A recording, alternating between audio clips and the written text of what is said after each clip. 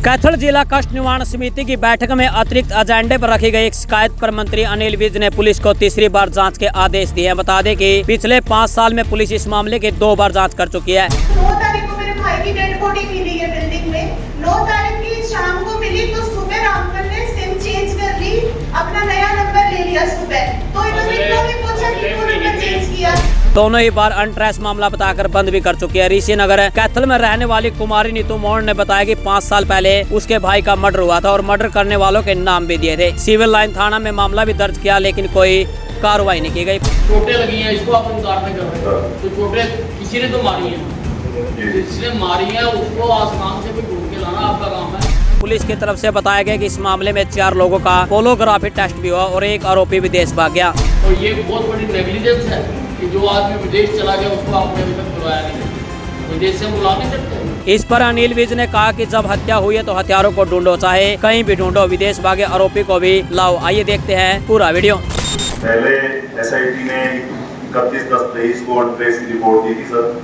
उसके बाद 21/1/25 से फिर दोबारा एसआईटी बनाई। उस एसआईटी में भी डीएसपी थे और एसपीयू की हमारी स्पेशल टीम थी, उसमें भी वो अनट्रेस ही गया सर, कोई सबूत नहीं। एफएसएल की क्या रिपोर्ट? एफएसएल में तो सर उसकी जो रिपोर्ट आई है, हमने इसके लिए इसका पॉलीग्राफी टेस्ट भी कराया सर 4 आदमियों का। उसके अलावा इनमें 11 आदमी सर फ्रेंड्स थे जो इनके। एफएसएल की रिपोर्ट उसमें कुछ नहीं आया सर, जो पॉलीग्राफी टेस्ट कराया ना सर, उसमें कुछ भी साक्ष्य नहीं आया और वो हमने रोहिणी एफएसएल से कराया सर दिल्ली से, उसमें भी कुछ नहीं आया। सर मैं आपको बताती हूँ, जिनका मेरे भाई ने नाम लिया था लास्ट टाइम कि मैं रामफल के साथ था। 7 तारीख को उसे वो शादी में गया था, उसको बहुत चोटें आ रखी थी। वो 4:30 बजे तक बेहोश पड़ा रहा उसके घर के सामने। जब बाद में लोकेशन ट्रैक हुई तब पता लगा कि उसके घर के सामने मेरे भाई की गाड़ी खड़ी थी। उसको कुछ होश नहीं था। फिर वो आया घर पे, हमने पूछा कि कौन था।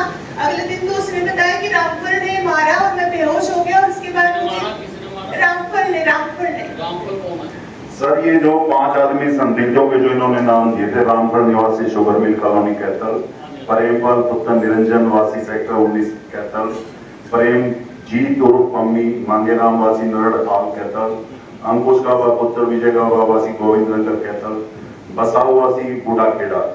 इसमें सर ये बसाऊ बूढ़ाखेड़ा है, वो इन्वेस्टिगेशन की थी और वो उसके बाद विदेश चला गया था। लेकिन ये बचे जो पहले 4 आदमी थे, इनका सबका पॉलीग्राफी टेस्ट किया है सर। सर उसमें कुछ नहीं है जी। सर मैं आपको बताती हूँ, 5वां इन्वेस्टिगेशन तो हुई थी सर, उसका पॉलीग्राफी टेस्ट किया, वो चला गया तो उसकी वहाँ से कैंसिल कराने का बुलाने का आपने कैंसिल करा, केस थोड़ा खत्म हो गया। नहीं, केस तो अनट्रेस ही भेजा सर, खत्म नहीं केस। उसको बुलवाओ, ठीक है सर। जहाँ भी जिस भी कंट्री में वो गया है जी। पुलिस मंत्रालय के साथ बात करके जी उसकी आप समन जारी करो, ठीक है। बुलाओ यहाँ, ऐसे केस थोड़ा खत्म हो गया। सर और चोटें लगी हैं तो इन्होंने अपना शक बता दिया कि ये है सर। इनके शक को एक तरफ रख लो।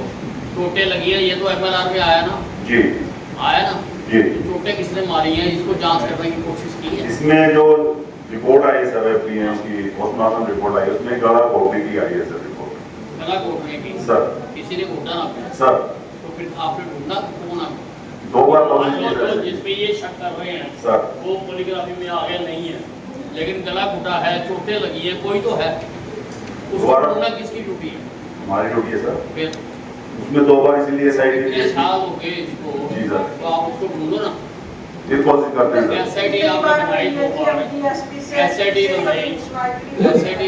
एसआईटी बनाई तो उनकी रिपोर्ट क्या आई है? एसआईटी ने अनट्रेस दिए सर, दोनों एसआईटी ने सर।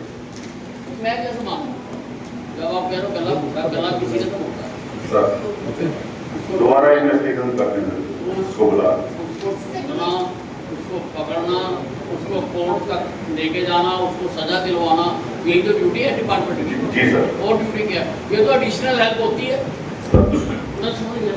ये तो एडिशनल हेल्प होती है कि अगर ये शक बता दें आपका आसानी हो जाती है सर। इसकी दोबारा करो इन्वेस्टिगेशन, ठीक है। और इसको कंक्लूजन तक पहुंचाओ।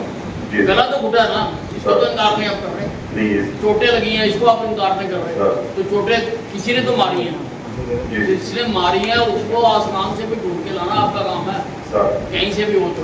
और ये बहुत बड़ी नेग्लिजेंस है कि जो आदमी विदेश चला गया उसको आपने अभी तक बुलाया नहीं? विदेश से हम बुला नहीं सकते?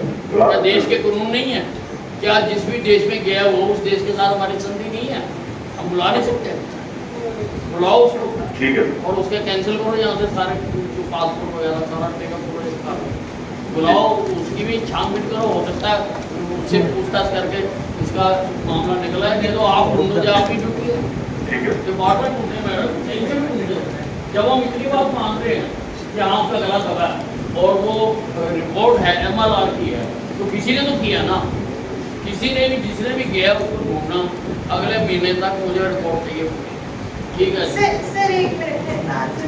सर 7 तारीख को रामपुर की लोकेशन मेरे भाई के साथ ट्रैक हुई, उसने बताया नहीं पुलिस को कि 2 लोग और उसके साथ थे। तो पुलिस ने जब बाद में लोकेशन ट्रैक की तो 2 पम्मी नरड़ और बसाओ उसके साथ थे, जो कि उसने रामपुर ने अपनी उसमें नहीं बताया जब उसने इंक्वायरी करी। तो सारी रात लोकेशन उनके साथ में थी मेरे भाई के। 7 तारीख को जब चोटें लगी, 8 तारीख को मेरा भाई फिर रामपुर से पूछने लगा कि किसने चोटें मारी, तो 9 तारीख को मेरे भाई की डेड बॉडी मिली है बिल्डिंग में। 9 तारीख की शाम को मिली, तो सुबह रामपुर ने सिम चेंज कर ली, अपना नया नंबर ले लिया सुबह। तो इन्होंने क्यों नहीं पूछा कि क्यों नंबर चेंज किया? अगले महीने की मीटिंग में मुझे सारी बातों का जवाब चाहिए, नहीं तो मैं CBI को केस रखूंगा। सर मेरा ये कि भाई 5 साल से चक्कर काट रहे हैं। ये कोर्ट में गए थे, हाई कोर्ट में सर CBI जांच की थी सर, वहाँ से रिजेक्ट हो गई सर। जी सर जब पुलिस सुनाई नहीं करती तो मेरे पापा ने फिर कंप्लेंट डाली पुलिस के अगेंस्ट कि हमारी सुनवाई नहीं हो रही है। चलो करते हैं, हमने दोबारा